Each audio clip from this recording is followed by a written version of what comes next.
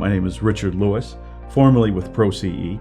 I'm retired now that we were able to sell the business through the process when we worked with EBIT Associates. I searched online and found EBIT Associates there, found that they were a local company, called them, ended up talking with the team there, and it was pretty straightforward. They were prepared with asking what are the appropriate questions and beginning to pull together very early on just what the whole process would look like through putting the business up for sale, but also the acquisition process and what might happen after that process. There was a number of things that EBIT really kind of brought to the table. One is when you're running your own business, you're busy with the business. So having the time to pull together the things that you need to pull together to put your business on the market is somewhat difficult. So EBIT was fantastic and the team in pulling that information together.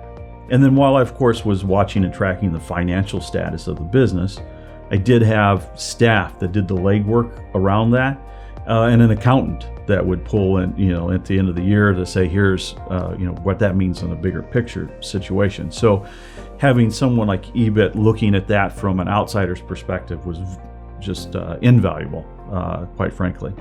The other part that I thought was really good once we got into the process was that they were able to negotiate and interface with potential buyers. It's always good to kind of have that gap. If I was trying to have that discussion directly with someone, then you have to be able to respond initially. You have to be able to respond to some of their questions where you may not know exactly what they're talking about. This kind of gave you that opportunity to have that little space and time to work through that. And again, they were fantastic in that regard. The EBIT team suggested that we do what they called a controlled auction process. In other words, when we put the business out, if you will, for acquisition, we didn't really put an exact price out there. And so it led to a little bit of more of a bidding situation, if you will, or an auction process. And that really led to, I think somewhere we were probably 45% higher than we anticipated in terms of the offer that came in. The acquisition process is really, up to until getting the offer is only 25% of the workload.